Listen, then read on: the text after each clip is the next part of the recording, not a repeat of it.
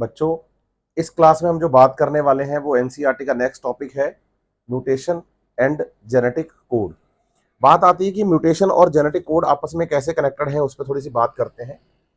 सबसे पहले तो ये समझना होगा कि एनसीईआरटी ने हमें रेफरेंस चैप्टर नंबर 5 का दिया है, जो अभी हमने पढ़ा नहीं है, प्रिंसिपल्स ऑफ इनहेरिटेंस। उसमें एक बात मैं आपको बता देता हूं कि जब हम जीन की बात करते हैं तो जीन बेसिकली होता क्या है, डीएनए होता है। हम कहते हैं कि जो डीएनए है बेटा वो डबल स्टैंडर्ड है। जैसे मैंने कहा कि ये थर्ड एंड है इसका, ये फिफ्थ, इसको फिफ्थ और थर्ड करते हैं। ऊपर वाले को कोडिंग बनाएंगे, नीचे वाले को टेम्पलेट बनाएंगे, ताकि नीचे स्पेस अच्छा बच जाए हमारे पास। तो आप बताएं कि भाई जैसे मान लीजिए ये हमारे पास एक डीएनए है, ऊपर वाला जो स्टैंड है बेटा वो कोडिंग स्टैंड में बता देता हूँ, और नीचे वाला जो है बच्चे मैं इसको टेम्पलेट बता देता हूँ। ठीक है, इसी टेम्पलेट से आगे बनना है किसको, बताओ, आरएनए को। अब आप बताइए कि आरएनए मान लेते हैं हम एमआरएनए है। इस एमआरएनए में जो तीन तीन न्यूक्लियोटाइड्स का जो ग्रुप होगा, उस एक तीन न्यूक्लियोटाइड के ग्रुप को हम जेनेटिक कोड कहेंगे। सही है। अब एनसीईआरटी कह रही है कि भाई अगर म्यूटेशन होगा तो म्यूटेशन किस में होगा, आरएनए में या डीएनए में? तो आप बताइए, म्यूटेशन डीएनए में होता है, चेंज डीएनए में आता है, उसकी वजह से आरएनए में चेंज आएगा। ये आपको समझना होगा। सबसे पहले तो ये क्लियर कर लीजिए कि म्यूटेशन आरएनए का नहीं बताना, म्यूटेशन आपको किसका बताना है, डीएनए का। तो डीएनए में कोई चेंज आ गया, डीएनए में अगर म्यूटेशन हो गया तो वो, हाँ, आरएनए में भी चेंज आ जाएगा। सबसे पहले तो ये बात क्लियर कर लो। मतलब एनसीईआरटी कह रही है कि यहां से अगर बीच में से कोई पार्ट डिलीट हो जाए तो एमआरएनए उतना पार्ट बनेगा ही नहीं, तो चेंज आ जाएगा लार्ज स्केल पे। लेकिन एनसीईआरटी ने जो यहां पर फोकस किया है म्यूटेशन और जेनेटिक कोड वाले पोर्शन में, यहां एनसीईआरटी ने फोकस किया है बेसिकली पॉइंट म्यूटेशन पर। मैं आपको क्लियर करूं, इस टॉपिक में एनसीईआरटी ने बेसिकली जो फोकस किया है वो किस पर किया है, हाँ, पॉइंट म्यूटेशन पर। मैं आपको इसको भी समझाता हूं। इसको समझाने के लिए एनसीईआरटी ने हमें एग्जांपल दिया है सिकल सेल एनीमिया का। ठीक है, सिकल सेल एनीमिया के बारे में आप जब पढ़ते हो तो आपको ये पढ़ने को मिलता है बच्चे पीओआई वाले चैप्टर के अंदर। जब पीओआई वाले चैप्टर में इस टॉपिक को आप पढ़ते हैं, जिसको कि हम कह रहे हैं सिकल सेल एनीमिया, तो एनसीईआरटी में अगर आप जाएंगे तो एनसीईआरटी में आप देखेंगे कि जो डीएनए है, डीएनए का जैसे मैं बताऊं कि ये 5 स्टैंड, ये 3 स्टैंड, ये 3 स्टैंड, ये 5 स्टैंड। तो ऊपर वाला स्टैंड कोडिंग है और नीचे वाला टेम्पलेट है। तो आप बताइए कि जब नॉर्मल केस होता है, नॉर्मल आरबीसी बनती हैं, तो उस टाइम पे सीक्वेंस हमें दी गई है, कोडिंग में है GAG, तो इधर आएगी CTC, ये ट्रिपल बॉन्ड, ये डबल बॉन्ड, ये ट्रिपल बॉन्ड, ऐसे। अब उन्होंने कहा कि जो टेम्पलेट है, ये टेम्पलेट आगे बनाएगा किसको, तो हम कहते हैं ये टेम्पलेट आगे एमआरएनए को बनाएगा। और एमआरएनए में जो सीक्वेंस आएगी आपके पास 5 स्टैंड टू, हाँ, 3 प्राइम, तो आप बताएंगे वो आएगी G, फिर T के साथ A, फिर C के साथ G, GAG। और इससे जो अमीनो एसिड कोड होगा उसका नाम है ग्लूटामिक एसिड। ये है बोलो नॉर्मल केस, ये पूरा का पूरा यहां से लेकर यहां तक ये नॉर्मल केस है कि आरबीसी नॉर्मल बनेगी, आरबीसी नॉर्मल बनेगी। लेकिन अब अगर कहानी थोड़ी बदल दी जाए, और कहानी बदल के क्या किया जाएगा कि भाई जो स्टेटमेंट आपके पास ये है नॉर्मल वाली, आप इसी डायग्राम को थोड़ा सा आप तरीके से पढ़ के देखिए। एनसीईआरटी में देखेंगे आप, ये डीएनए है हमारे पास, ठीक है, ये इसका कौन सा प्राइम 3, ये 5 3 और ये 3 5। अब आप बताएंगे कि यहां जो GAG और CTC था, GAG और इधर CTC था, इसमें और उस डायग्राम में कोई फर्क आपको दिखाई दे रहा है? तो बच्चा कहता है नहीं, हमें फर्क नहीं दिखाई दे रहा। हुआ क्या है, हुआ केवल इतना है कि भाई यहां जो A था वो T, और जो T था वो A, जो क्या था, T था, वो क्या हो गया A, और जो A था वो क्या हो गया T। ऐसे आपको समझना है, GAG इधर GT लिख दिया मैंने, AGG लिखना था। ठीक है, अब आप बताएंगे कि भाई कंडीशन वही है, 3 bond 2 bond 3 bond, same to same. बस क्या हुआ है कि T की जगह A और A की जगह T आ गया। केवल एक ही न्यूक्लियोटाइड में फर्क पड़ा। एक न्यूक्लियोटाइड में फर्क होने की वजह से आप बताइए ये सीक्वेंस जो एमआरएनए की है ये भी बदल गई। यहां सीटीसी के साथ बन रहा था जीएजी, लेकिन अब बनेगा जीयूजी, क्योंकि ए के साथ यू बनता है 5 prime to 3 prime.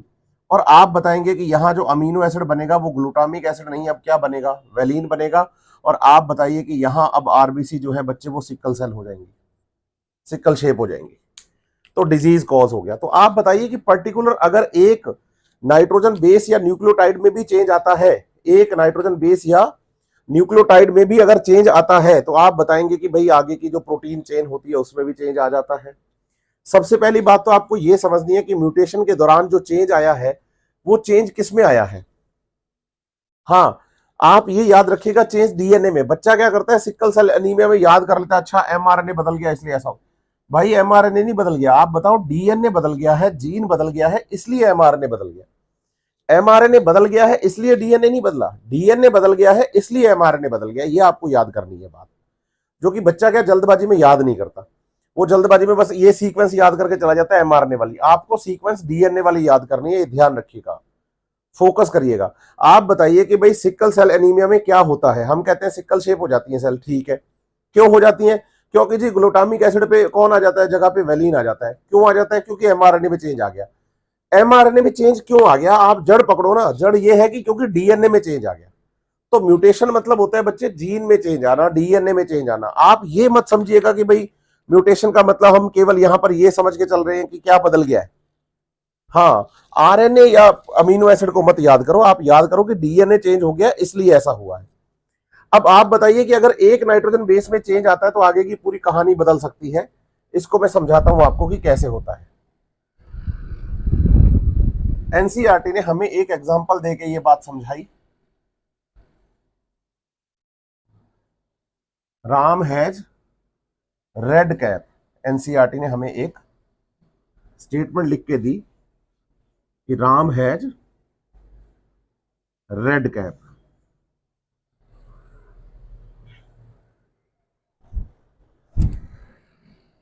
Ram has red cap में अगर आप देखेंगे तो टोटल 3 3 3 3 के 4 सेट हैं। एनसीईआरटी कह रही है आपके पास मान लो जेनेटिक कोड है राम हैज रेड कैप। तो अगर आपसे कोडॉन पूछे जाए तो 1 2 3 और 4 कोडॉन है। अगर इसमें हम हैज और रेड के बीच में एक और जेनेटिक कोड ऐड कर दें, मतलब एडिशन और डिलीशन दोनों ही म्यूटेशन, पॉइंट म्यूटेशन का कॉज है। अगर यहां मैं क्या कर दूं, ऐड, ठीक है, और ऐड क्या किया है बोलो बी, तो एनसीईआरटी लिखती है राम हैज BRE, बी ऐड कर दिया ना हमने, तो BREDCAP। तो आप बताइए राम सही है, हैज सही है, मतलब जहां एडिशन हुआ है उससे आगे की सीक्वेंस देखो बदल गई है कोड्स की, वो कोड नहीं रहे। इसका मतलब जिस जगह पे एडिशन होता है उससे आगे की, भाई 5 प्राइम टू 3 प्राइम चलते हैं ना, 3 प्राइम की तरफ पूरी सीक्वेंस चेंज हो गई है। फिर एनसीईआरटी ने कहा कि अब आप ऐड कर दो बी के साथ IB, तो सीक्वेंस बन गई राम हैज BIREDCAP।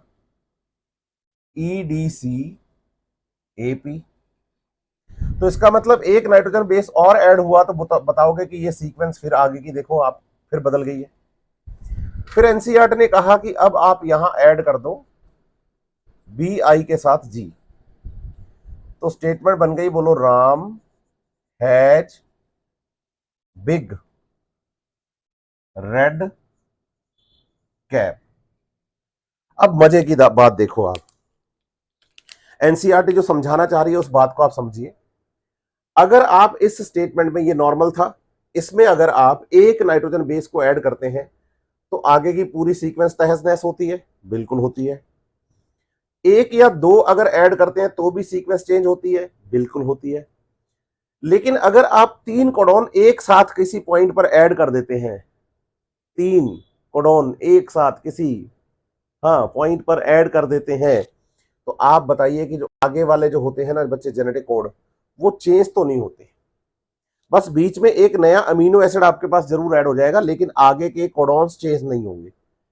तो आप बताइए ज्यादा खतरनाक कौन है, एक या दो का ऐड होना या तीन का ऐड होना? तो हम कहते हैं एक या दो का ऐड होना। किसी पर्टिकुलर पॉइंट पर अगर आप एक नाइट्रोजन बेस या दो नाइट्रोजन बेस या तीन नाइट्रोजन बेस को ऐड कर देते हैं, तो आप बताएंगे कि आगे का पूरा फ्रेम बदल जाता है बच्चे। इसे हम पॉइंट, पर्टिकुलर एक पॉइंट पर हमने ऐड किया है, तो इसे हम पॉइंट या फिर फ्रेम शिफ्ट म्यूटेशन के नाम से जानते हैं। पॉइंट या फ्रेम शिफ्ट म्यूटेशन के नाम से। आपको मैं क्लियर कर दूं, एनसीईआरटी ने ये बात हमें डिलीशन से भी समझाई है कि आप इसमें से डिलीशन करके भी कर सकते हैं चेंज। भाई जैसे आपने कहा ना कि Ram has the red cap, बिल्कुल सही बात है, Ram has the red cap, तो आगे की स्टेटमेंट्स पढ़ोगे तो एनसीईआरटी यहां से आर उड़ा देती है, फिर ई उड़ा देती है, फिर डी उड़ा देती है, ऐसे करके इस रेड वाले पोर्शन को उसने उड़ा के भी आपको बताया कि अगर एक डिलीट करेंगे तो भी चेंज आएगा। मतलब एडिशन से नहीं, डिलीशन से भी चेंज आता है। जैसे एनसीईआरटी कह रही है कि आप बताओ कि हमारे पास स्टेटमेंट है राम हैज रेड कैप, अब एनसीईआरटी कह रही है कि डिलीट करो एक को, तो हमने डिलीट किया राम हैज। अब जो रेड था, रेड में से आर हमने डिलीट कर दिया, तो बोलो EDCAP। फिर एनसीईआरटी कह रही है एक के अलावा आप दो अगर डिलीट करोगे तो भी, तो आप बताओ राम हैज, अब यहां से ई भी उड़ा दो, तो हो गया DCA और P, DCA और P। फिर एनसीईआरटी कह रही है अब यहां से आप तीन उड़ा दो, तो हो जाएगा राम हैज CAP कैप। इसका मतलब स्टेटमेंट का मीनिंग किससे निकल रहा है? एक या दो नाइट्रोजन बेस ऐड करने पर स्टेटमेंट चेंज हो जाती है, लेकिन तीन को ऐड करने पर या तीन को हटाने पर उतना बड़ा चेंज नहीं दिख रहा। Ram has big red cap, Ram has red cap, red cap वाला फील आ रहा है कि लाल मतलब कैप तो है उसके पास। यहां पर भी राम हैज कैप, इसमें से कलर उड़ गया है बस। तो इसका मतलब तीन का एक साथ ऐड या डिलीट होना उतना खतरनाक नहीं है जितना कि हाँ एक या दो का ऐड या डिलीट होना खतरनाक है। ये एनसीईआरटी आपको समझाती है, इस बात को आप थोड़ा सा ध्यान से सीख लीजिएगा, ठीक है। इसके बाद एनसीईआरटी अगला टॉपिक हमें पढ़ाती है टीआरएनए, द अडॉप्टर मॉलिक्यूल। मैं आपको क्लियर करूं ये बात, इसके बारे में पहले भी टीआरएनए के बारे में पढ़ा चुका हूं, फिर से बताता हूं आपको टीआरएनए के बारे में, फिर हम ट्रांसलेशन प्रोसेस को शुरू करेंगे। एनसीईआरटी की सीक्वेंस के अकॉर्डिंग मैं लाइन टू लाइन चल रहा हूं, आप इसको पढ़ते जाइए बच्चे। और म्यूटेशन और जेनेटिक कोड वाला जो टॉपिक है, उसमें एनसीईआरटी कह रही है कि अगर म्यूटेशन डीएनए में होगा तो उसका जेनेटिक कोड भी बदल जाएगा। म्यूटेशन अगर होगा तो उसका जेनेटिक कोड भी बदल जाएगा। इसलिए दोनों साथ में एनसीईआरटी ने समझाए हैं। और फिर उसने कहा कि एक पर्टिकुलर पॉइंट पर अगर कोई ऐड होता है क्या नाइट्रोजन बेस या डिलीट होता है, तो उसे पॉइंट म्यूटेशन या फ्रेम शिफ्ट म्यूटेशन के नाम से जाना जाता है। एक या दो का डिलीशन ज्यादा खतरनाक है बजाय तीन के डिलीट या ऐड होने से, ठीक है। अब एनसीईआरटी का अगला सीक्वेंस में टॉपिक जो है बच्चे वो है टीआरएनए, ए अडॉप्टर मॉलिक्यूल। ऐसे एनसीईआरटी आपको बता रही है। आपको एक बात समझ ली, हम कहते हैं हमारे पास डीएनए है, डीएनए से हमने एमआरएनए बनाया, ये एमआरएनए जाएगा राइबोसोम के पास और प्रोटीन सिंथेसिस होगा, ठीक है, प्रोटीन सिंथेसिस होगा। अब आप बताइए कि प्रोटीन जो है बच्चे वो अमाइनो एसिड्स की एक सीक्वेंस है, पॉलीपेप्टाइड चेन जिसको हम कहते हैं, अमाइनो एसिड्स की क्या है, ये सीक्वेंस है। कौन? तो हम कहेंगे प्रोटीन जो है वो अमीनो एसिड की सीक्वेंस है, ठीक है जी। तो आप बताइए अमीनो एसिड कौन से जुड़ेंगे, इसकी इंफॉर्मेशन किसके पास है? इंफॉर्मेशन ऑफ अमीनो एसिड किसके पास है? तो हम कहते हैं कि भाई एमआरएनए के पास। ये अमीनो एसिड आपस में जुड़कर प्रोटीन बनाएंगे कहां पर? तो हम कहते हैं राइबोसोम पर। तो आप बताइए कि भैया सीक्वेंस में एमआरएनए जो है वो तो केवल ये बता रहा है कि किसके बाद कौन सा अमीनो एसिड जुड़ना है। एमआरएनए के पास केवल और केवल क्या है? केवल और केवल इंफॉर्मेशन है। तो आप बताइए अमीनो एसिड तो यहां बाहर पड़े हैं ना बच्चे, रैंडम। अगर आप उन्हें एमआरएनए की इंफॉर्मेशन की सीक्वेंस के अकॉर्डिंग अरेंज करना चाहते हैं, तो इन अमीनो एसिड्स को पकड़ पकड़ के लाएगा कौन? तो आप बताइए इन अमीनो एसिड्स को पकड़ के लाने का काम हम दे रहे हैं किसको? टीआरएनए को, टीआरएनए के साथ ये अमीनो एसिड जुड़ेगा और फिर ये राइबोसोम पर लेकर आएगा, तभी आप ये काम कर पाओगे। तो अडॉप्टर मॉलिक्यूल बोलने का मतलब है कि भाई डीएनए से एमआरएनए केवल इंफॉर्मेशन लेकर आता है, अमीनो एसिड नहीं। उसको ये पता है कि अमीनो एसिड की सीक्वेंस क्या है। राइबोसोम वो प्लेस है जहां पर प्रोटीन सिंथेसिस चलेगा। तो अमीनो एसिड, अब देखो, अब एनसीईआरटी ने ये बात एक साफ शब्दों में मेंशन करी है, क्रिकेट वो सेंट्रल डोगमा के बाद की बात। एनसीईआरटी कह रही है कि जो अमीनो एसिड होते हैं, अमीनो एसिड प्रोटीन बनाते हैं, ये बात सही है, लेकिन अमीनो एसिड इतनी ज्यादा एबिलिटी नहीं रखते कि वो खुद ही जाके एमआरएनए पे जुड़ जुड़ के कहें कि हाँ भाई मैं आ रहा हूं, मैं आ रहा हूं, मैं आ रहा हूं, ऐसे नहीं। तो एनसीईआरटी के अकॉर्डिंग कि भाई कोई अडॉप्टर मॉलिक्यूल है जो अमीनो एसिड्स को साइटोप्लाज्म से लेकर आता है और एमआरएनए की इंफॉर्मेशन के अकॉर्डिंग अरेंज करता है। इसीलिए हम एमआरएनए की जो इंफॉर्मेशन होती हैं उनको जानने के बारे में किसके बारे में बताते हैं? टीआरएनए के बारे में, टीआरएनए के बारे में। अब मैं आपको समझाता हूं कैसे। आप बताइए कि जब हम टीआरएनए की स्ट्रक्चर पढ़ते हैं, एनसीईआरटी ने आपको ये बात बताई भी है कि एनसीईआरटी कह रही है कि अगर आप टीआरएनए की स्ट्रक्चर देखते हो तो टीआरएनए की स्ट्रक्चर में आपको टोटल ऐसे स्ट्रक्चर जो है वो ऐसे देखने को मिलेगी और बीच में हाइड्रोजन बॉन्ड है। ये मैं पहले भी क्लियर कर चुका हूं इसके बारे में, लेकिन इसका मतलब ये बिल्कुल नहीं है कि टीआरएनए जो है वो एक डबल स्टैंडर्ड आरएनए है सिंगल स्टैंडर्ड, लेकिन हाइड्रोजन बॉन्ड होते हैं इसमें। ये जो है बच्चे, इसे टी साई सी लूप कहते हैं हम। ये जो होता है बच्चे, इसे हम रिकॉग्निशन या एंटी कोडॉन लूप कहते हैं। इस आर्म का नाम होता है डीएचयू आर्म या लूप। और ये जो है बच्चे, ये एक्सेप्टर आर्म होती है। ये एक्सेप्टर आर्म होती है, ये बात आपको याद करनी है। तो टोटल हम अगर यहां पर आर्म्स की बात करेंगे टीआरएनए में, तो टीआरएनए में टोटल 4 आर्म्स है। एक है अडॉप्टर, वेरी गुड। दूसरी है टी साई सी, अडॉप्टर मॉलिक्यूल में एक्सेप्टर, एक्सेप्टर के साथ कौन है? टी साई सी। टी साई सी के साथ कौन है? डायग्राम में आप देखते जाइए और बोलते जाइए जल्दी से। हाँ बिल्कुल। अब ना एक बात आपको समझनी है कि भाई ये जो टीआरएनए आपके पास है, ये इसका जैसे मान लो मैं फिफ्थ एंड बना रहा हूं, ये थर्ड एंड बना रहा हूं, तो इधर एक बेस सीक्वेंस रखता हूं CAA। अब मैं इन आर्म्स के बारे में आपको बताता हूं। आप बताना, जो टी साई सी लूप होता है टीआरएनए का, ये बच्चे क्लोवर लीफ स्ट्रक्चर है, क्लोवर लीफ स्ट्रक्चर है। वैसे एक्चुअली एनसीईआरटी आपको बताती है कि जो टीआरएनए होता है वो इन्वर्टेड एल जैसा होता है, इन्वर्टेड एल, है ना। जो टीआरएनए मॉलिक्यूल है उसको हम कैसा बताते हैं? तो हम कहते हैं कि भाई ये इन्वर्टेड एल जैसी स्ट्रक्चर होती है, ऐसे, है ना। तो अगर मैं इन्वर्टेड एल बताऊंगा तो बोलेंगे 3D स्ट्रक्चर है, लेकिन अगर 2D की बात करोगे तो क्लोवर लीफ स्ट्रक्चर कहोगे। बताइए कि टी साई सी लूप जो होता है, ये इसे करता है अटैच टू राइबोसोम। राइबोसोम में 2 सब यूनिट होती हैं, एक लार्ज और एक स्मॉल सब यूनिट। तो आपको अगर पूछा जाए कि टीआरएनए कहां जाकर जुड़ता है, तो आप बताना लार्ज सब यूनिट पर। तो बेसिकली पेप्टाइड बॉन्ड का बनना, प्रोटीन्स का बनना, वो लार्ज सब यूनिट पर होता है, ये ध्यान रखिएगा आप। दूसरी बात आपको समझनी है, आप बताइए कि भाई जैसे मान लीजिए हमारे पास एमआरएनए है ना। कौन है ये? बोलो एमआरएनए। ये इसका 5 प्राइम है, ये इसका 3 प्राइम है। एमआरएनए में स्टार्टिंग कोडॉन होता है, बोलो AUG। हमने कहा है कि जब भी हम प्रोटीन सिंथेसिस शुरू करेंगे तो स्टार्ट कोडॉन जो है बच्चे वो AUG है, जो कि मीथियोनिन को कोड करता है, मीथियोनिन को कोड करता है। तो आप बताएंगे कि अगर ये है अपने पास कौन, AUG, तो जो हमारे पास होगा टीआरएनए, क्या होगा? हाँ टीआरएनए। तो टीआरएनए में सीक्वेंस क्या आएगी? तो हम कहते हैं टीआरएनए में सीक्वेंस आएगी इधर, ये जो एंटीकोडॉन आर्म है ना, यहां पर अगर आप देखेंगे तो इधर 5 to 3 ये आ रही है, तो इधर 5 to 3 क्या आएगी? बोलो G के साथ C, U के साथ A और A के साथ U।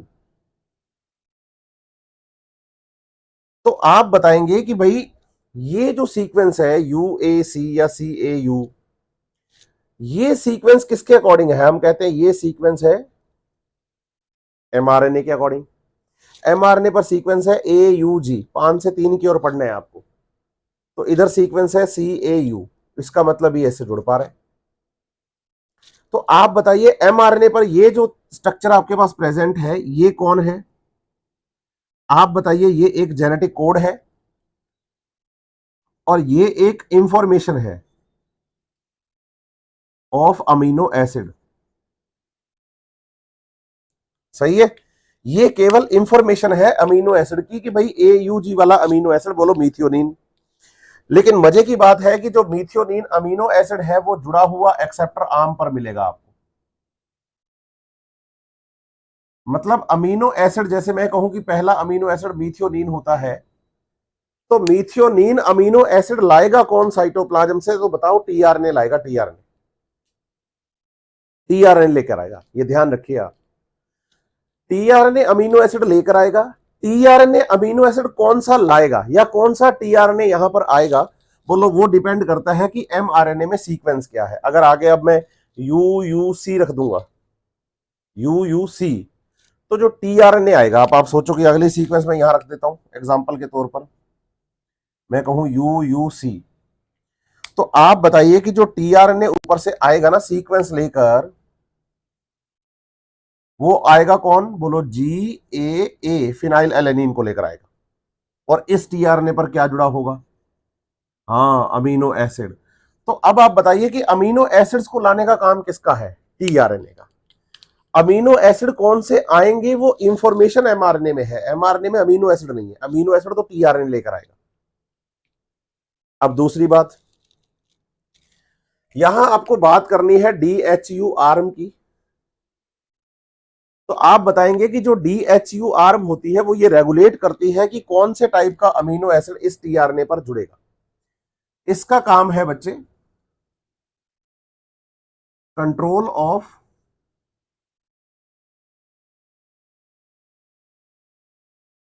Attachment of amino acid on tRNA.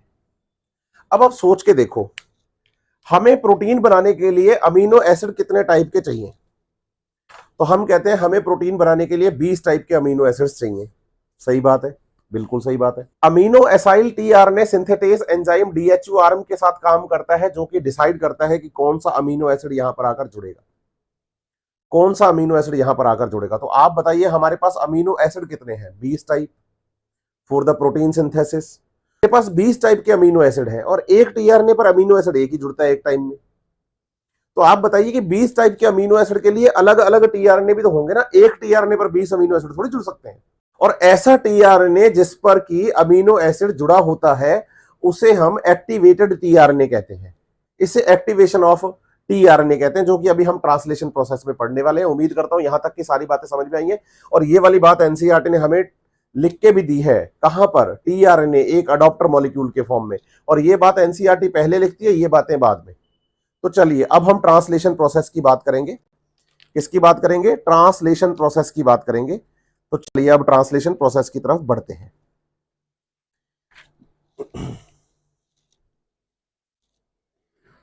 अब मैं जल्दी ही आने वाला हूं 2 लेक्चर पर डे के हिसाब से।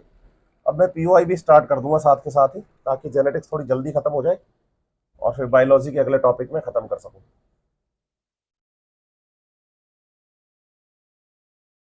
और मैं लगातार वीडियोस आपके मतलब चैनल पे बच्चे कंटिन्यू डालता ही रहूंगा।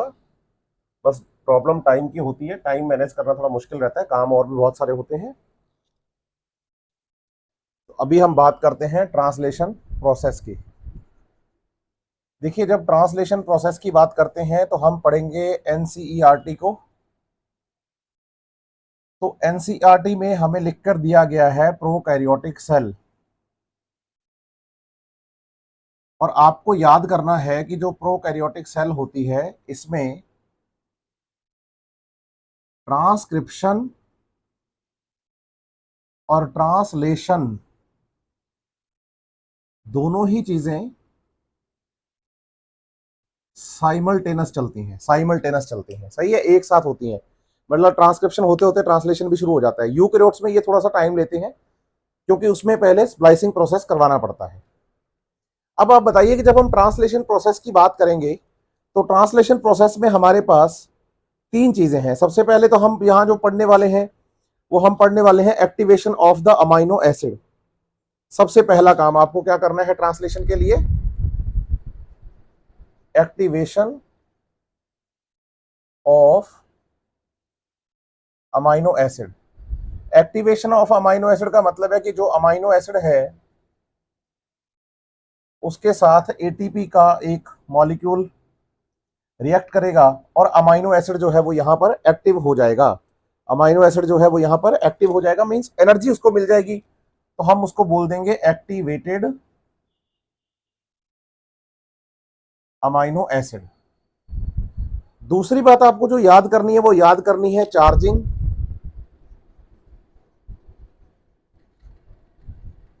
या बोलेंगे amino acylation of tRNA. Charging या अमाइनो एसाइलेशन ऑफ टीआरएनए। अब बात आती है कि अमाइनो एसाइलेशन ऑफ टीआरएनए या चार्जिंग ऑफ टीआरएनए का क्या मतलब है। तो इसमें हम बताएंगे कि जो एक्टिवेटेड अमीनो एसिड होता है वो टीआरएनए से आकर जुड़ेगा, कि भाई जो हमारे पास ये एक्टिवेटेड अमीनो एसिड है वो टीआरएनए से जुड़ेगा। जब ये टीआरएनए से जुड़ेगा तो जैसे हमारे पास मान लीजिए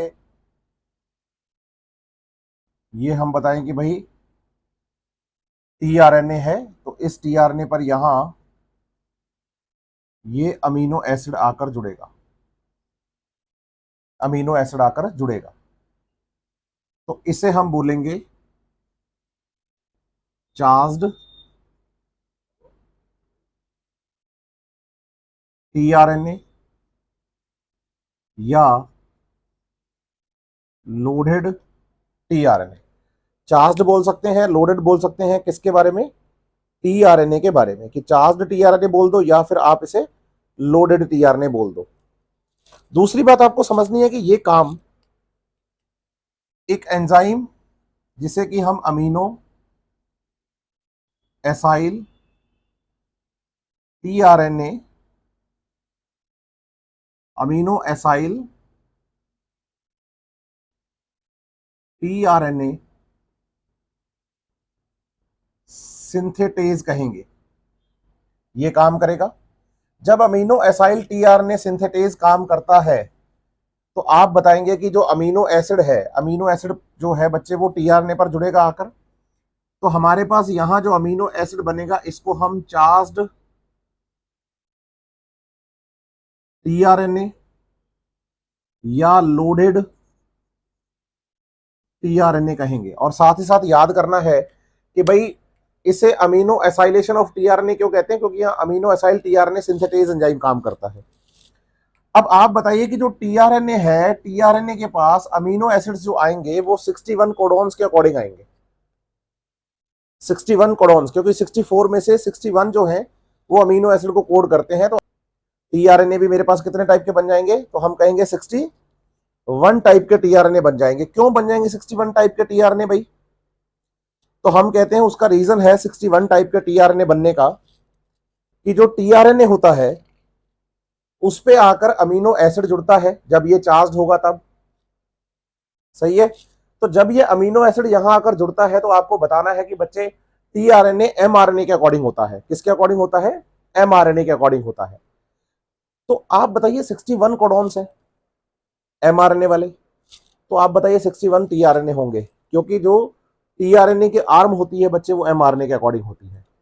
अब आप देखिए जिसे हम एंटीकोडॉन कहते हैं ना, एंटीकोडॉन लूप, वो एमआरएनए के कोडॉन्स के अकॉर्डिंग ही होते हैं, तो 61 टाइप के आपको ये मिलेंगे। आप बताइए एक्टिवेशन हो गया अमीनो एसिड का, फिर उसके बाद चार्जिंग ऑफ अमीनो एसिड भी हो गया, तो अब क्या करना है बोलो, अब हम करेंगे ट्रांसलेशन स्टेप। मतलब अब रियल जो है हमने को ट्रांसलेशन वाला प्रोसेस पढ़ना है, ट्रांसलेशन शुरू होने से पहले ये काम होगा। अब ट्रांसलेशन में तीन चीजें आपको याद करनी है, इनिशिएशन, एलोंगेशन और बोलोगे इनिशिएशन ऑफ ट्रांसलेशन,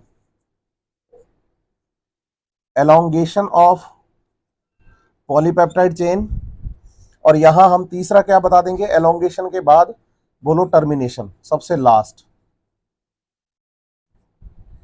है ना। तो आप बताइए यहां तीन काम बेसिकली आपको ट्रांसलेशन के लिए पढ़ने हैं। पहला इनिशिएशन, दूसरा एलोंगेशन, तीसरा टर्मिनेशन। सही है। इनिशिएशन का मतलब हो गया है start of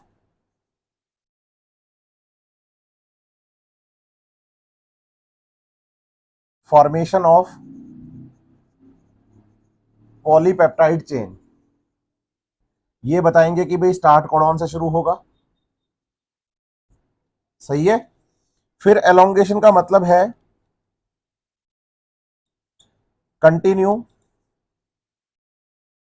amino acids join by peptide bond, मतलब एक लॉन्ग पॉलीपेप्टाइड चेन का फॉर्मेशन होगा। और टर्मिनेशन का मतलब है बच्चे स्टॉप हो जाना, किसका, ट्रांसलेशन का। तो बोलो रिलीज ऑफ पॉलीपेप्टाइड चेन।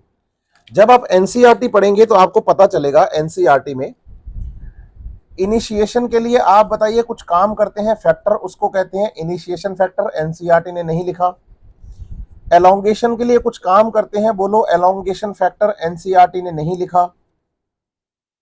लेकिन जब हम टर्मिनेशन की तरफ चलेंगे तो एनसीईआरटी यहां पर बोल्ड करके लिखती है कुछ रिलीज फैक्टर्स के बारे में, रिलीज फैक्टर्स के बारे में। लेकिन आपको एक बात समझनी होगी कि ये जो रिलीज फैक्टर है, ये रिलीज फैक्टर ट्रांसक्रिप्शन वाले फैक्टर नहीं है। आपको याद रखना है कि आप कल को मैं कह दूं कि भाई टर्मिनेशन हो रहा है यहां पर, तो वो टर्मिनेटर साइड के अकॉर्डिंग बच्चा आंसर कर देता है कि रो फैक्टर। रो फैक्टर बोलो कि ट्रांसक्रिप्शन, ट्रांसक्रिप्शन के लिए था, ट्रांसक्रिप्शन के लिए। हम तो ट्रांसलेशन की बात कर रहे हैं, यहां हमें रो फैक्टर याद नहीं करना। तो आपको फैक्टर्स के नाम याद नहीं होने चाहिए, लेकिन बस आप ये पता करिए, मतलब याद रखिए कि इनिशिएशन फैक्टर इनिशिएशन में काम करते हैं, एलोंगेशन फैक्टर एलोंगेशन में काम करते हैं, रिलीज फैक्टर जो होते हैं वो टर्मिनेशन में या पॉलीपेप्टाइड चेन को यहां से हटाने में काम करते हैं। इसके बाद की ट्रांसलेशन प्रोसेस होता कैसे है ना, उसको हम डायग्राम बना के आगे समझने वाले हैं। तो सबसे पहली बात ट्रांसलेशन में आपको याद करनी है कि भाई जैसे मान लीजिए हमारे पास ये एक डीएनए है, डीएनए का ये थर्ड फिफ्थ प्राइम ऐसे करके मैं बना रहा हूं, और ये थर्ड और ये फिफ्थ, ठीक है। यहां से आप बताएंगे हुआ है ट्रांसक्रिप्शन, और ट्रांसक्रिप्शन से हमारे पास बन गया है, बोलो एमआरएनए। ये 5 प्राइम 3 प्राइम, और ये कौन है एमआरएनए। बच्चा कहता है आपने सीधा ही एमआरएनए बना दिया।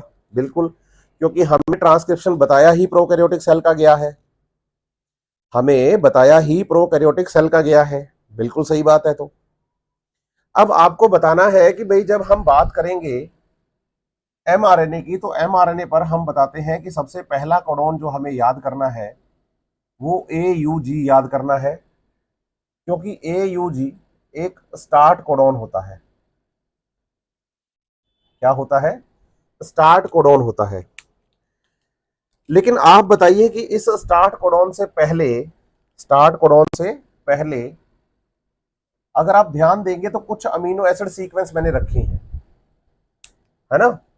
आप बताइए कि स्टार्ट कोडॉन से पहले जो मैंने ये amino acid sorry nitrogen base की सीक्वेंस रखी है, कोडॉन्स जो रखे हैं, इनको आप एक तो कोडॉन्स मत बोलिए।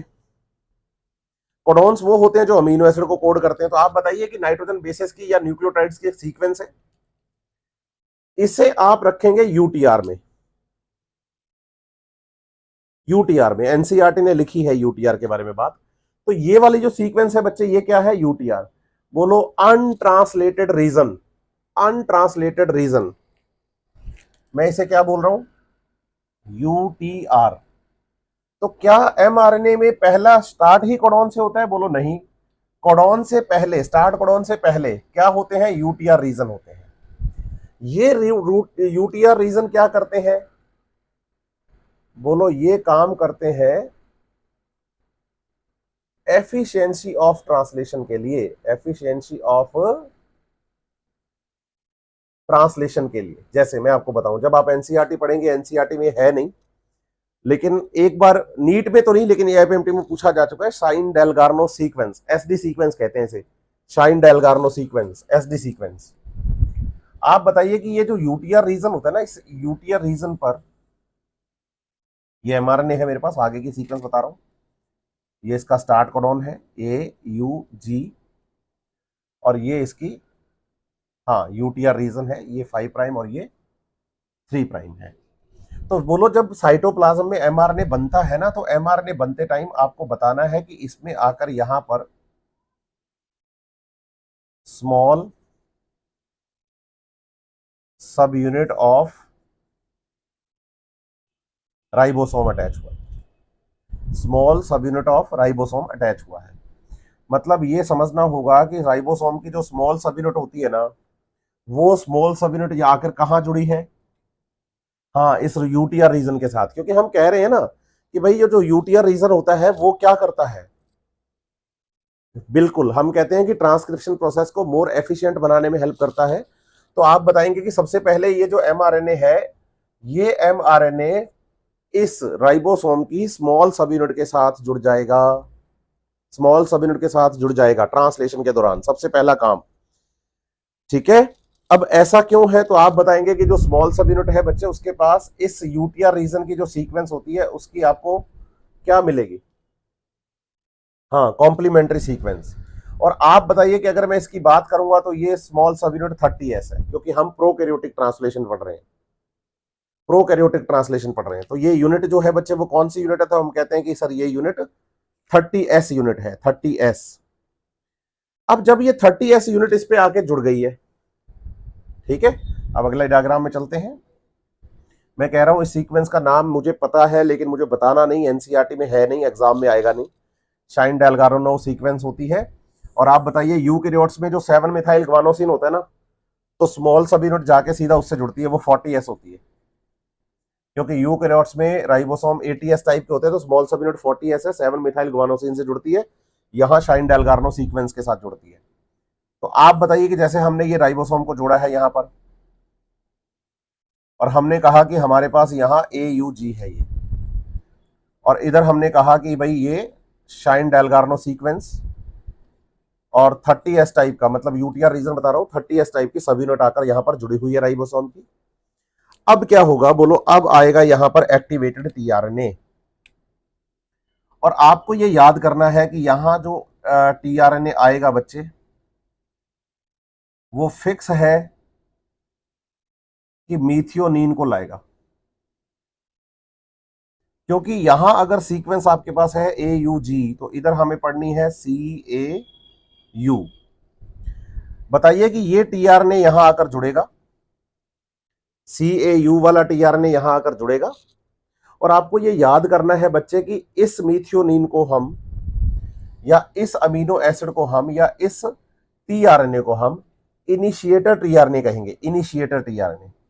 इसका मतलब ये टीआरएनए यहां आएगा, C, A और U, ये इसकी सीक्वेंस है, मतलब ये इसके पास टीआरएनए के पास, हाँ, ये कोडॉन, ये एंटी कोडॉन है ना, ये आके जुड़ेगा, और इसमें होगा हमारे पास कौन, मीथियोनिन अमीनो एसिड। लेकिन मैं आपको क्लियर करूं कि यहां पर भी हमें एक बात बताई जाती है कि जो पहला अमीनो एसिड होता है वो एन फ्रोमाइल मीथियोनिन होता है, एन फ्रोमाइल मीथियोनिन होता है। लेकिन आपको इसका इतना दिमाग लगाने की जरूरत नहीं है, क्योंकि एनसीईआरटी में इसका नाम है ही नहीं। ठीक है, तो सबसे पहले यहां आपको बताना है कि कौन आकर जुड़ेगा, तो बताइए कि टीआरएनए आकर जुड़ेगा। यहां पर सबसे पहले आकर कौन जुड़ेगा, तो आप बताइएगा कि ये टीआरएनए आकर जुड़ेगा।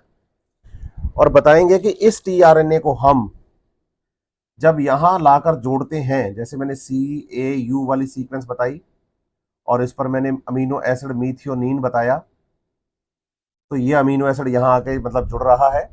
तो बताइए इस टीआरएनए को हम कहेंगे इनिशिएटर टीआरएनए, एनसीईआरटी लिखती है ऐसे, इनिशिएटर टीआरएनए, मतलब सबसे पहला टीआरएनए आकर जो जुड़ता है वो इनिशिएटर टीआरएनए होता है। और आप याद रखिए कि यहां पर इनिशिएटर टीआरएनए, मतलब टीआरएनए को इस एमआरएनए पर जोड़ने के लिए हमें एनर्जी चाहिए। और आप बताइए कि ट्रांसलेशन के दौरान जो एनर्जी यूज की जाती है, वो ट्राईफॉस्फेट की एनर्जी ग्वानोसिन ट्राईफॉस्फेट होती है। एनर्जी जो होती है बच्चे यूज करने के लिए वो ग्वानोसिन ट्राईफॉस्फेट होती है। और पहला अमीनो एसिड मीथियोनिन वाला, मतलब जिसको मैंने बार बार बोल रहा हूं कि एन आकर हम कह देते हैं कि भाई ये होगा कौन, हाँ एन फ्रोमाइल मीथियोनिन होगा, लेकिन आपको केवल मीथियोनिन याद करना है। एनसीईआरटी ने तो इतना ही है, एन फ्रोमाइल मीथियोनिन की बात नहीं है। बस इनिशिएटर टीआरएनए आप जरूर याद करिएगा, क्योंकि एनसीईआरटी ने ये बात आपको टीआरएनए अडॉप्टर मॉलिक्यूल में लिख के दी है। और इनिशिएटर टीआरएनए किसको कहते हैं, जो सबसे पहला टीआरएनए यहां पर आकर जुड़ता है। एक चीज। अब दूसरी बात जो आपको समझनी है कि भाई स्मॉल सब यूनिट जुड़ गई एमआरएनए पर, इनिशिएटर टीआरएनए भी जुड़ गया एमआरएनए पर। अब क्या होगा बोलो, अब आएगी लार्ज सब यूनिट जुड़ने के लिए। और लार्ज सब यूनिट कहीं दूर साइटोप्लाज्म में पड़ी है।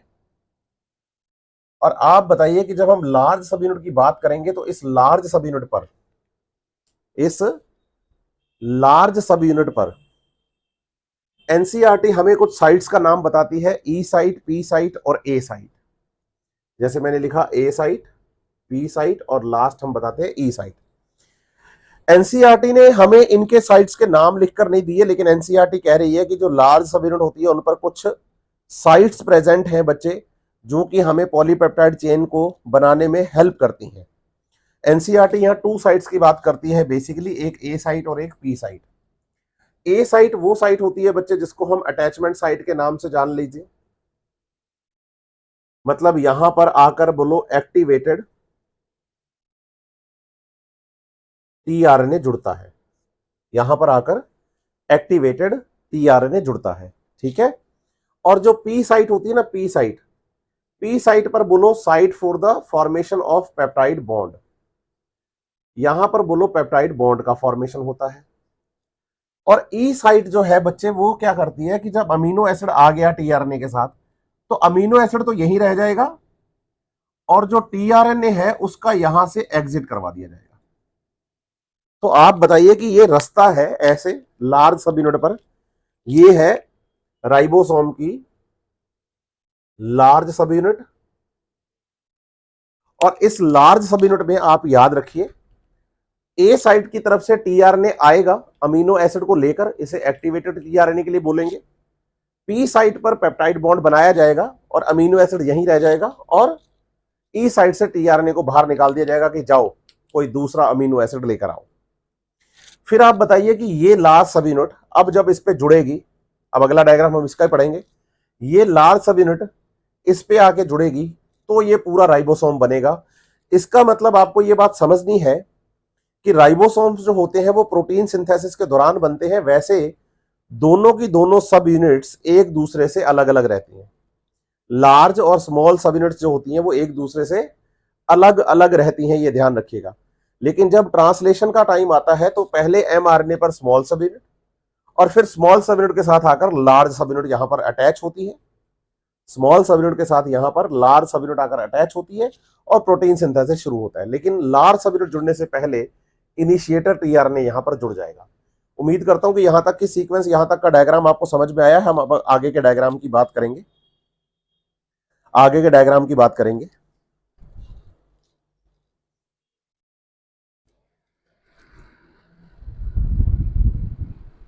अब जब हम आगे के डायग्राम की बात करेंगे तो आप कहेंगे कि हमारे पास जो एमआरएनए था उस पर स्मॉल सब यूनिट जुड़ी हुई थी, टीआरएनए इनिशिएटर टीआरएनए आ गया था। अब हमें क्या करना है बोलो, अब हमें नेक्स्ट लार्ज सब यूनिट को लाना है और उसके बाद धीरे धीरे अमीनो एसिड्स को जोड़ते जाना है।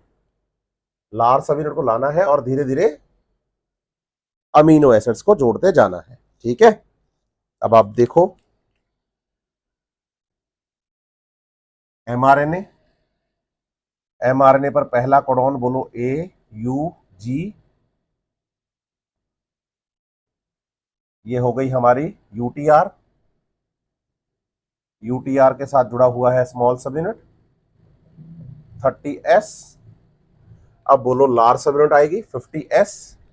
लेकिन लार्ज सब यूनिट आने से पहले हम कहेंगे यहां पर हमारे पास CAU, ये वाला टीआरएनए जुड़ा हुआ है और टीआरएनए के साथ मीथियोनिन अमीनो एसिड भी जुड़ा हुआ है। ये इनिशिएटर टीआरएनए था। अब आप बताइए कि इस पे आएगी हमारे पास कौन, लार्ज सब यूनिट। लार्ज सब यूनिट में हमने कहा कि एक साइट तो होती है पी साइट और एक साइट होती है ए साइट। तो बताइए ये ए साइट है, ये पी साइट है और ये ई साइट है। सही है। अब हम बताएंगे कि जो ए साइट है, ये जो ए साइट है, इस पर आप बताइए कि अगला जेनेटिक कोडॉन है। अगला जेनेटिक कोडॉन जैसे मैं एग्जांपल लेके चलूंगी यू, यू और यू है। ठीक है। तो आप बताएंगे कि अब यहां पर जो टीआरएनए आएगा वो आएगा ए और ए, और ये लेकर आएगा एक अमीनो एसिड फिनाइल एलेनिन को, और ये टीआरएनए यहां पर आकर जुड़ेगा। ये टीआरएनए यहां पर आकर जुड़ेगा, ए और ए वाला, और इसके पास भी अमीनो एसिड होगा जिसका नाम फिनाइल एलेनिन है। फिनाइल एलेनिन है। और अब आपको बताना है कि जब ये अमीनो एसिड यहां आएगा तो बोलो जीटीपी लगेगा, ग्वानोसिन ट्राइफॉस्फेट लगेगा। लाने में अमीनो एसिड को ग्वानोसिन ट्राइफॉस्फेट लगता है, और जब ये ग्वानोसिन ट्राइफॉस्फेट यहां पर काम करेगा तो आपको बताना है कि भाई जब टीआरएनए एक्टिव होकर यहां पर आकर जुड़ा, टीआरएनए एक्टिव होकर यहां पर आकर जुड़ा, तो यहां जुड़ने पर इस फिनाइल एलेनिन और मीथियोनिन, इन दोनों के बीच में बोलिए कि ये बॉन्ड बना है पेप्टाइड बॉन्ड। अब आप बताइए कि जब यहां पेप्टाइड बॉन्ड बन जाएगा, मैं इस डायग्राम को थोड़ा सा बच्चा छोटा कर देता हूं इधर से, है ना, सेम डायग्राम मैं इधर कॉपी करके बनाता हूं ताकि मैं आपको समझा सकूं। तो ये जैसे बताइए 5 प्राइम था, इधर 3 प्राइम था, इधर हम चल रहे थे। तो आप बताइए कि जो एमआरएनए हमारे पास था, ध्यान से देख लेना डायग्राम को, ये स्मॉल सब यूनिट थी, यहां मेरे पास इनिशिएटर कोडॉन AUG था, इधर मेरे पास ये अटैचमेंट साइट थी, इस पर आकर मेरे पास लार्ज सब यूनिट जुड़ी थी, इस पर ये ए साइट और इस पर ये पी साइट थी, ये ए और ये पी। अब ध्यान दीजिएगा कि यहां जो हमने सीक्वेंस बनाई है ए साइट पर, वो रखी है यू, यू और यू। सही है। इसके साथ मैंने ए वाला टीआरएनए लाकर जोड़ दिया, और इसमें जुड़ा हुआ था अमीनो एसिड। और आप बताइए कि जो अमीनो एसिड मीथियोनिन यहां था, अब इन दोनों के बीच में बन चुका है पेप्टाइड बॉन्ड, बन चुका है पेप्टाइड बॉन्ड।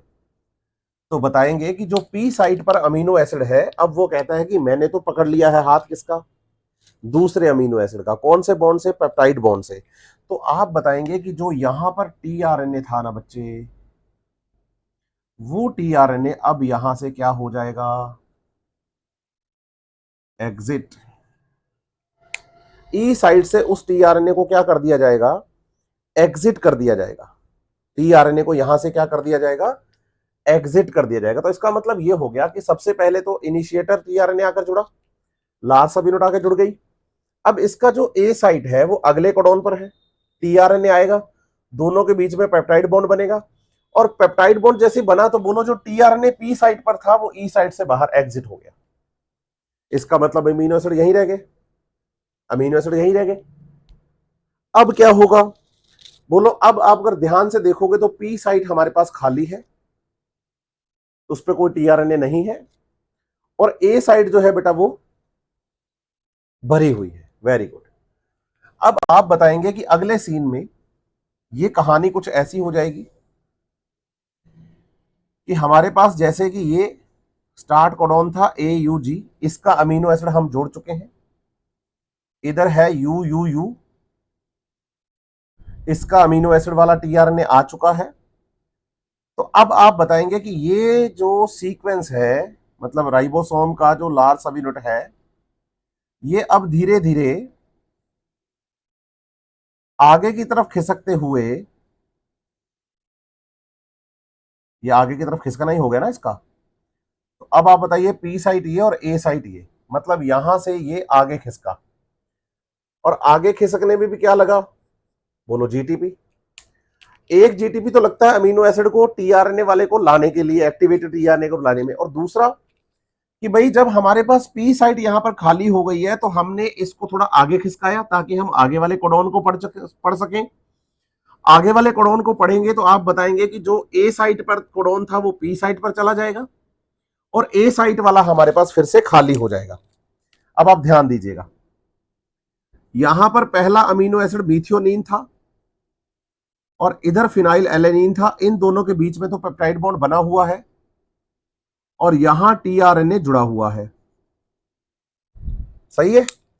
अब इधर की कोई सीक्वेंस आप ले लीजिए, जैसे आपने इधर की सीक्वेंस ले ली GUG, तो अब आप बताइए कि इसके लिए अब एक नया टीआरएनए एक नई सीक्वेंस के साथ CAC के साथ अमीनो एसिड को लेकर इसके पास आएगा, यहां फिर से एक जीटीपी लगेगा, CAC हो जाएगा, इधर अमीनो एसिड आ गया है, और आप बताइए कि अब इस अमीनो एसिड में और इस अमीनो एसिड में पेप्टाइड बॉन्ड बन जाएगा, पेप्टाइड बॉन्ड बन जाएगा। तो आप बताइए कि भाई अब फिर से वही सीन आ गया, पी साइट पर फिनाइल एलेनिन को हमने पकड़ लिया है नेक्स्ट अमीनो एसिड की हेल्प से, पेप्टाइड बॉन्ड की हेल्प से, तो बताइए अब ये फिर से आगे खिसकेगा, तो जो ए साइट वाला है वो पी पे चला जाएगा, ए साइट पर नया कोडोन आ जाएगा, फिर नया टीआरएनए आएगा, और आप बताइए कि आगे खिसकने में फिर से एक जीटीपी का खर्चा लगेगा। तो आप बताइए कि धीरे धीरे धीरे धीरे हम 5 प्राइम से 3 प्राइम की और पूरे के पूरे कोडॉन्स को लगातार पढ़ते हुए जाएंगे। इसे आप एलोंगेशन कहते हैं, इसे आप एलोंगेशन कहते हैं, एलोंगेशन। पहले हमने क्या किया, इनिशिएशन, जिसमें इनिशिएटर टीआरएनए को जोड़ा, इसके बाद हम लगातार पॉलीपेप्टाइड चेन बनाते जा रहे हैं। तो आप अगर अब यहां पर लास्ट वाला डायग्राम देखेंगे तो लास्ट वाले डायग्राम में आपको कुछ ऐसा दिखेगा कि भाई ये ए साइट, ये पी साइट, यहां पर कोडॉन, सॉरी 3 ही बनाने हैं, यहां पर कोडॉन, यहां पर कोडॉन, सही है। लेकिन आप बताइए पीछे होगी अमीनो एसिड की चेन ऐसे लंबी,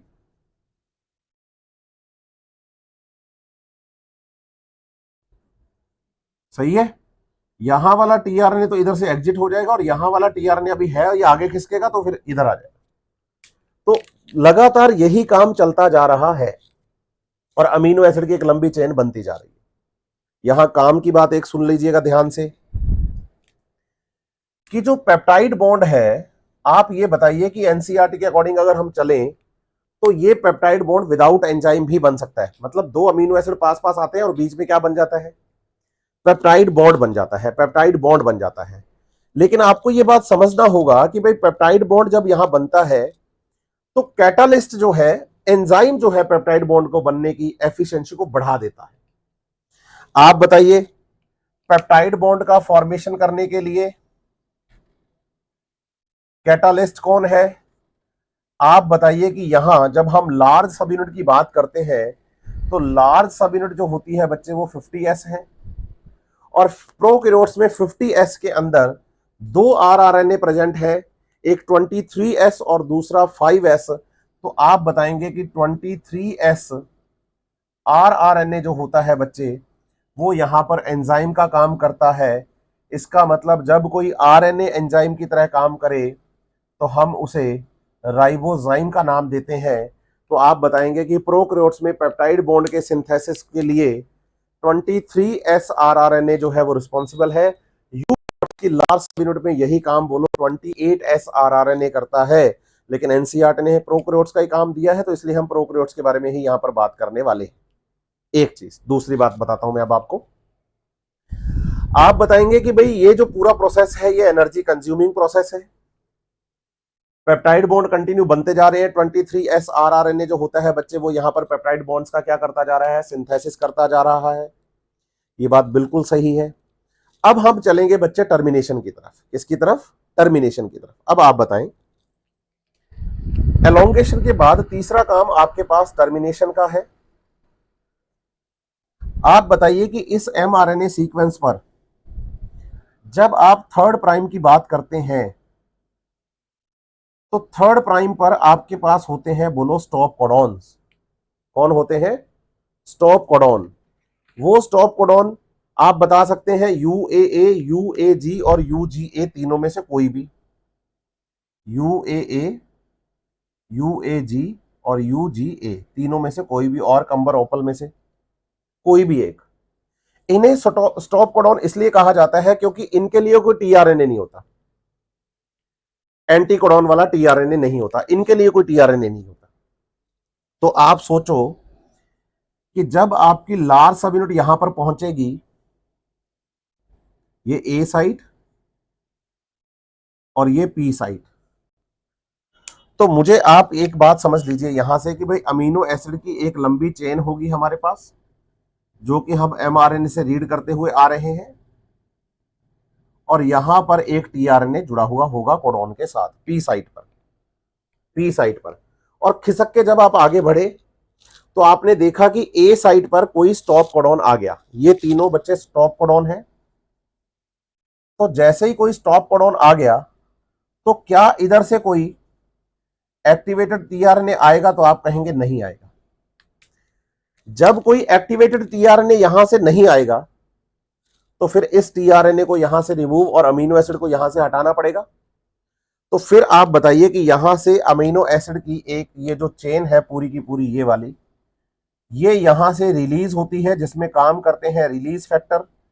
और उस रिलीज फैक्टर के लिए भी आपको बताना है कि ग्वानोसिन ट्राइफॉस्फेट का काम होता है, जीटीपी काम करता है, जीटीपी काम करता है। किसके लिए? तो हम कहते हैं कि भाई हटाने के लिए, रिलीज फैक्टर के लिए।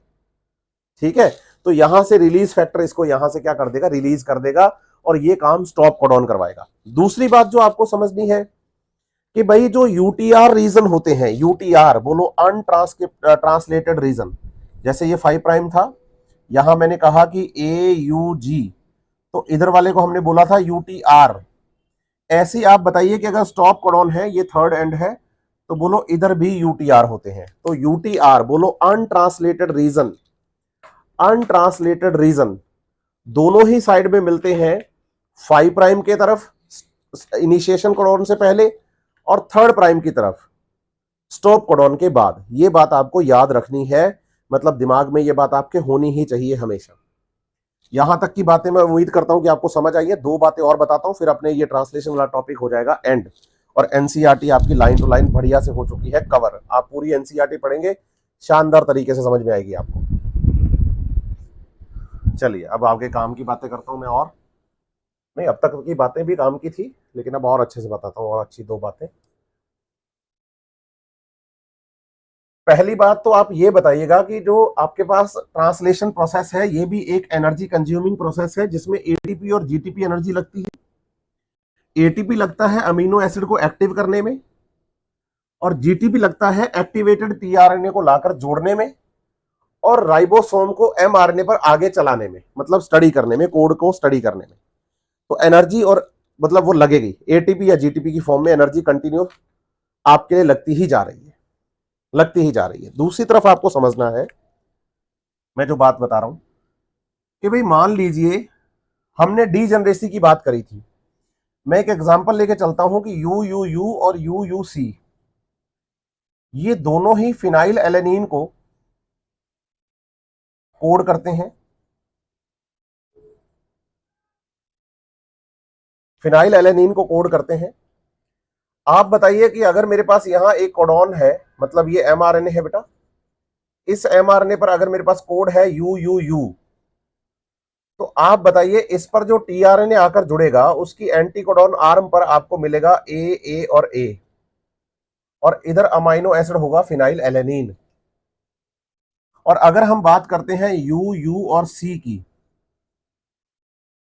तो आप बताते हैं कि भाई इधर भी मेरे पास जो कोडॉन आएगा वो आएगा GAA, और अमीनो एसिड होगा फिनाइल एलेनिन। तो आप बताएंगे कि जब हम बात करते हैं बच्चे एमआरएनए की टीआरएनए के साथ जुड़ने के लिए, ये वाले, तो इसमें आप बताइए कि जो इसका फर्स्ट कोडॉन रहेगा, क्योंकि ये 5 प्राइम है, ये 3 प्राइम है, कोडॉन का जो फर्स्ट न्यूक्लियोटाइड रहेगा वो इसके साथ करेगा बोलो स्ट्रॉन्ग बॉन्डिंग, दूसरे वाला भी करेगा बोलो स्ट्रॉन्ग बॉन्डिंग, लेकिन इनके बीच की जो बॉन्डिंग होती है वो वीक होती है। तो आप बताइए किसी भी अमीनो एसिड को कोड करने में पहले 2 न्यूक्लियोटाइड्स का बेसिक रोल होता है, थर्ड वाला अगर चेंज हो जाए तो बताइए कि अमीनो एसिड चेंज होने के चांसेस कम है। जैसे आप बताइए फर्स्ट यू है, इधर भी फर्स्ट यू है, इधर भी सेकंड यू है, इधर भी सेकंड यू है, थर्ड यहां यू है लेकिन थर्ड यहां सी है, तो आप बताइए कि पहले 2 ज्यादा इन्वॉल्व होते हैं किसके लिए, अमीनो एसिड को कोड करने के लिए, अमीनो एसिड को कोड करने के लिए, लेकिन जो थर्ड वाला होता है वो वीक बॉन्डिंग करता है। अगर वो चेंज भी हो रहा है तो अमीनो एसिड चेंज नहीं होते हैं। और आप बताइए कि जो थर्ड वाले की यहां वीक इसके साथ क्या रहती है बॉन्डिंग, तो आप बताइए कि जो थर्ड कोडॉन होता है बच्चे वो वोबल कोडॉन कहलाता है। अगर पहले 2 स्ट्रॉन्ग बॉन्डिंग कर रहे हैं और थर्ड वाला अगर कोई दूसरा आ रहा है तो आप बताएंगे कि अमीनो एसिड जनरली कोड हो जाते हैं, इसे हम वोबल हाइपोथेसिस कहते हैं। और तीसरा जो कोडॉन न्यूक्लियोटाइड होता है कोडॉन का बच्चे वो वोबल होता है। इस बात को आप ध्यान रखिएगा कि थर्ड कोडॉन जो होता है वो वोबल होता है।